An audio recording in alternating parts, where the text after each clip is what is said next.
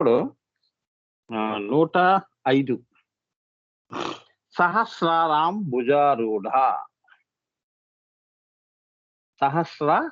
సహస్రారాం భుజారూఢ అనేది 105వ నామం, అమ్మవారి గుప్త నామం.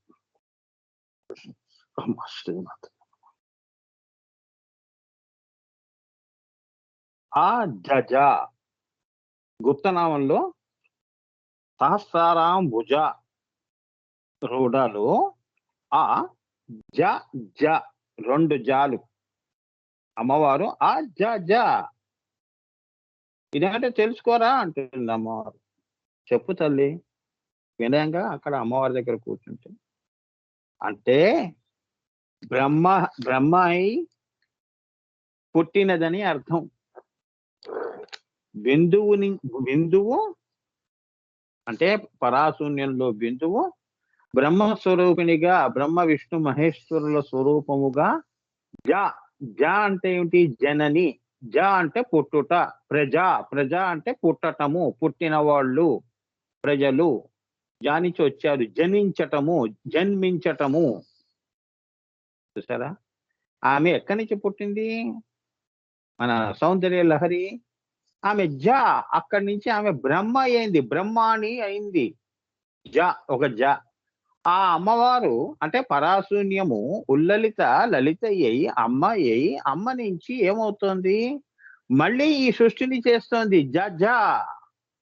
తల్లి అవుతోంది మనకి. అంటే అనగా బ్రహ్మ విష్ణు మహేశ్వర రుద్ర సదాశివ అనే పంచ బ్రహ్మలకు తానే అయినట్టిది. పంచకృత్య పరాయణ, పంచ బ్రహ్మ సనస్థిత, పంచ ప్రేత సనాసీన, ఇవన్నీ కూడా ఈ ఆ జ అన్న దానిలో నుండే వస్తాయి. చూసారా? ఎన్నిటిని తనలోంచి పుట్టించింది. తనలోంచి అంటే ఏమిటి? ఇప్పుడు పంచకృత్య పరాయణాలు ఎవరు? బ్రహ్మ. అలా పంచ బ్రహ్మ సనస్థిత, ఈ పంచ ప్రేత సనాసీన, ఈ 5గురు బ్రహ్మలు ఎవరు? బ్రహ్మ విష్ణు మహేశ్వర రుద్ర సదాశివ. 5గురు బ్రహ్మలు కూడా అమ్మవారి యొక్క పనులు చేయటానికి నియమించారు కాబట్టి, ఆమె తన నుంచి పుట్టించింది కాబట్టి, మళ్ళీ పుట్టుక అనేది వీరి ద్వారా చేస్తోంది కాబట్టి, బ్రహ్మ విష్ణు స్థితి సృష్టి స్థితి లయ శ్రీచక్రం బయటికి వస్తుంది కాబట్టి ఈమె ఆ జ. అర్థమైందమ్మా? అది సింపుల్. నిన్ను పుట్టించింది మీ అమ్మ. రేపొద్దున నీకు పుట్టబోయే పిల్లలు నువ్వు నీ నుంచి వస్తున్న పిల్లలు జ అట్లా ఆ జ. మరి అమ్మవారి విషయానికి వస్తే మరి ఆవిడ పంచ బ్రహ్మలకే ఆమె. అందుకే ఈ 5గురు ద్వారా 5 పనులు చేస్తూ ఉంటుంది సృష్టిలో. ఏమిటవి? పంచకృత్య పరాయణ, పంచబ్రహ్మ సనస్థిత, పంచప్రేత సనాసీన. పంచప్రేత సనాసీన అంటే సృష్టికి వమనం చేసేటప్పుడు మహాప్రళయంలో వీళ్ళందరూ కూడా పుట్టటం పోవటం అనేది కూడా ఉంటుంది మనలానే. చూసారా? ఎవరు కూడా శాశ్వతం కాదు అంటే అది అన్నమాట. ఇవన్నీ కూడా ఈ ఆ జ అన్న దాని నుండే వస్తాయి. ఏది పుట్టాలి అన్నా కూడా ఈ ఆ జ నుంచే రావాలి. పిపలిక అది బ్రహ్మ పర్యంతము. అమ్మవారు బ్రహ్మని పుట్టించి, బ్రహ్మ నన్ను పుట్టించి, అట్లా అన్నమాట. ఈమె అన్నిటికీ జ. మొదటి బిందువు నుంచి అర్థమైపోయింది. ఆరిజిన్స్ ఆఫ్ ది ఆరిజిన్స్ అంటారమ్మా. సృష్టి ఎలా పుట్టింది అనేది ఈ ఆ జలో ఉంది. ఇది నిజంగా మనం కనుక రీసెర్చ్ చేస్తే ఎన్నో డాక్టరేట్లు ఇస్తారు. ఇది నువ్వు ఫార్ములేషన్ చేస్తే, ప్రిన్సిపల్ గా నువ్వు సిద్ధాంతం, నువ్వు థియరీ, అదే దీనేమంటారు, థియరీ ఎవాల్యుయేషన్ చేసి, దీన్ని ప్రిన్సిపల్ చేసి, దీని రిజల్ట్ కనుక చూపిస్తే, నిరూపిస్తే, you will be confirm with so many doctorates. చూసారా? ఎన్ని డాక్టరేట్లు మనకి అమ్మవారు. ఎంత అనుగ్రహం. 1000 నామాలు సృష్టిలో ఉన్న విషయాలన్నీ తెలుసుకోవటం. నీకు మనుషులు ఇచ్చే డాక్టరేట్లు ఎందుకురా నీకు అని. ఇప్పుడు మీరందరూ కూడా డాక్టరేట్లకి అతీతంగా ఉన్న స్థితి ఇది. అంత సన్మానించబడ్డారు, అంత గౌరవించబడ్డారు అని. ఇది గనక మీకు అనుభూతి అయితే, ఎవరు మనకిచ్చేది సర్టిఫికేట్లు, అవునా? అమ్మ, అమ్మ అనుగ్రహం ఉంటే చాలు. వాడోడు ఆ యూనివర్సిటీ వాడు మనకి డాక్టరేట్లు. ఈ అట్లీస్ట్ నువ్వు భావనగా కూడా నువ్వు అర్థం చేసుకొని, లేదా దాని ప్రతిపదార్థంగా అర్థం చేసుకొని, ఒక్కసారి సానుభూతి చేసుకుంటే, అమ్మో! అమ్మా అంటావు. ఇంత గొప్ప అనుభూతా నాకు అని. ఈ విషయం ఎవరికీ తెలియదు, నాకు అనుభూతి చేయించావు అని. ఎంత అదృష్టం నీకుండాలి. అందరికీ ఎలా పడితే అలా పనికిరాని అనుభూతులన్నీ వద్దన్నా వస్తాయి. కానీ ఇటువంటివి పరావిద్య, పరాలోకాల్లో ఉన్న అనుభూతులు రావటం అంటే నువ్వు ఎంత పుణ్యం చేసుకొని ఉండాలమ్మా. ఆ! స్వర్గం చాలామంది స్వర్గలోకంలో ఉండాలని చెప్పి ఎన్నో దానధర్మాలు చేస్తున్నారు. ఎన్ని చేసినా కూడా నువ్వు కేవలం ఇదొక్క నామంతో ఈ స్వర్గాలకు కూడా అతీతంగా, సత్యలోకానికి కూడా అతీతంగా నిన్ను అమ్మవారు పిలుస్తుంది. నీకెందుకే ఆ లోకాలు, ఇక్కడ రా అంటుంది. చాలదు, అమ్మ పిలుపు చాలదా నీకు? అవునా? కోరికలు పిలిచే పిలుపులు ఎందుకు? అమ్మ పిలుపే మనకు గొప్పది. ఆ! ఏదో వస్తువు నన్ను పిలిచిందని చెప్పి పోవటం కాదుగా. సాక్షాత్ అమ్మవారు పరాలో నిన్ను పిలిచింది. ఎక్కడో అపరలో ఉన్నావు. ఇది నీకు ఈ విషయం తెలుసుకున్నావా? అయితే దా నా దగ్గరికి. హ్మ్. తల్లి కూతుర్ని పిలిచినట్టు అంత ఆప్యాయంగా నిన్ను, అంటే దర్శనం అలా ఇస్తుంది అమ్మవారు. దగ్గరికి తీసుకుంటుంది. అర్థమైందా? ఆ తల్లి పనే కింద చేసేసి మళ్ళీ ఆ తల్లి దగ్గరికి వెళ్ళిపోతావు నువ్వు. ఆ! ఎవ్వరు గూడా వెళ్ళలేని దారి. ఆ దారి నీకు, ఆ బాట నీకు వేస్తుంది అమ్మవారు. అది అంటారు. అందుకే పంచబ్రహ్మ సనాసీన అంటే ఏంటంటే, ఈ పంచబ్రహ్మలు అమ్మవారి పని నిమిత్తమే ఉన్నారు సృష్టిలో. అలానే వాళ్ళు కూడా ఇప్పుడు నేను చెప్పినట్టు మళ్ళీ అమ్మనే మోస్తూ ఉన్నారు. అమ్మ తలంపులనే, 5 కృత్యములనే మోస్తూ ఉంటూ, సృష్టిని చేస్తూ, విధి నిర్వహణలో వారికంటూ ఏ సంకల్పాలు పెట్టుకోకుండా ఏమ్మా జ జ అవునా? జాగా ఉంటూ మళ్ళీ ఆ జలోనే మళ్ళీ వాళ్ళు మహాప్రళయంలో కలిసిపోతున్నారు. అదే నేను చెప్తున్నాను. అలా అటువంటి వరం నీకు ఇచ్చిందమ్మా. 5 బ్రహ్మలకే కాదు నీకు ఇచ్చింది. అందరికీ అమ్మ వంట చేస్తే అందరూ తినే హక్కుంది. అవునా? ఇంట్లో అందరూ తినాలి కదా! అలానే బ్రహ్మలకేనండి, పంచబ్రహ్మలకే అంత అదృష్టం ఉంటుంది. మానవులు మనకెక్కడుంటుంది అంటే అలా అనుకోకూడదు. ఆ జ జ జా నుంచి జాకి రా. విష్ణుమూర్తి ఆరాధన చెయ్యి. బ్రహ్మాన్ని తెలుసుకో. వైష్ణవి శక్తి అదే మూలాధార స్వాధిష్టాన రుద్ర గ్రంథులు. బ్రహ్మ గ్రంథి, విష్ణు గ్రంథి, రుద్ర గ్రంథి. అవునా? అమ్మ దగ్గరకొచ్చావు కదా! ఆ జ జ అక్కడ శుద్ధాత్మ అమ్మవారి కిరణంగా వెలుగుతూ ఉంటావు. అదనమాట. అజజ. సో, అర్థమైంది కదమ్మా! అమ్మవారిని సమన్వయం చేసుకోవాలమ్మా. సమన్వయం అంటే ఏంటంటే, ఒక ఆకాశానికి ఒక ఆకాశంలో అమ్మవారు ఎలా తాను ఎలా దిగుతోందో, ఆరోహణ, అవరోహణ, ఆ! ఎలా నాకు అన్నం పెడుతోంది అనేది అక్కడి నుంచి ఆ దగ్గర నుంచి నువ్వు ఆలోచన చేస్తే సంకల్పం, ఈశ్వర సంకల్పం ఉంది కాబట్టి నా నోట్లో అన్నం వెళుతోంది. ఇది. ఈ మధ్యలో ఏమిటి ఆ క్రమము?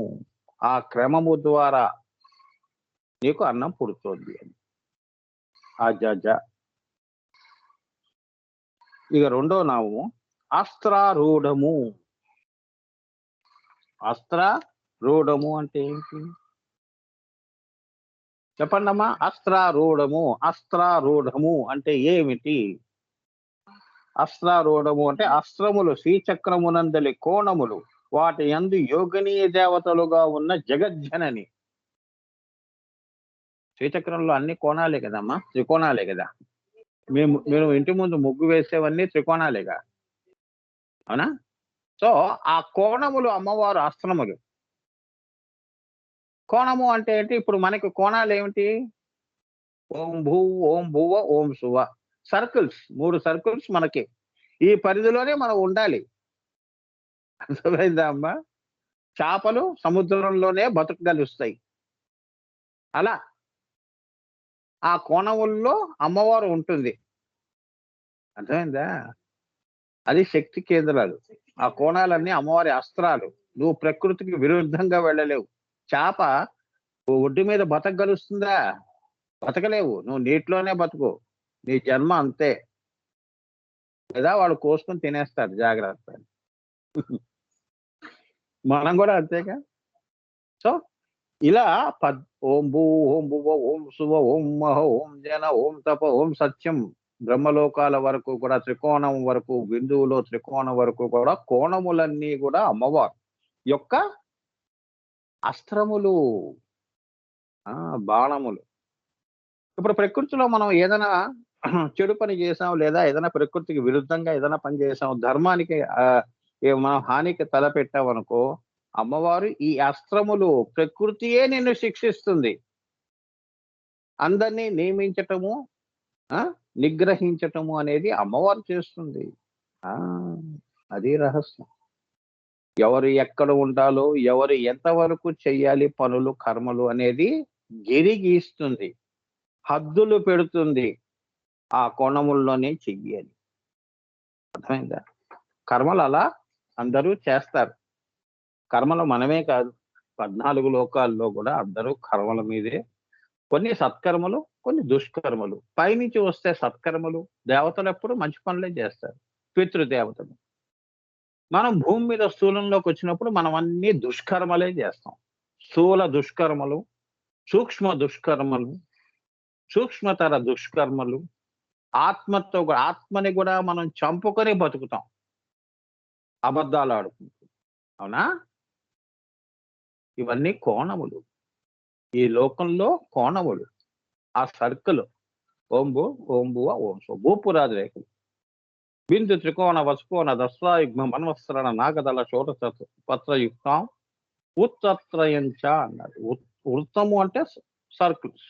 3 సర్కిల్స్ లో matter, forces and conscious English లో. ఈ మూడిటితోనే మనం ఉంటాం. శరీరము, ఫోర్సెస్ అంటే మన ఆంతరంగిక శక్తులు. చెయ్యి కదపటము, కళ్ళు మూయటం, తెరవటం, ఇవన్నీ లోపల జరిగే శక్తులు. దానిపైనది ఎవరు చేయిస్తున్నారు? నీ బుద్ధి. ఈ మూడు కూడా వలయములు. ఈ వలయముల్లోనే నువ్వు ఆలోచన చేస్తావని. సో అస్త్రారూఢము అంటే ఇప్పుడు అర్థమైందిగా మీకు. విగ్రహాల్లో చేతుల్లో ఉన్న అస్త్రాలు కావమ్మా, అవి కూడా ఈ యొక్క శ్రీచక్రం నుంచి. ఈ శ్రీచక్రం కూడా ఆ అస్త్రముల నుంచి. అర్థమైందా?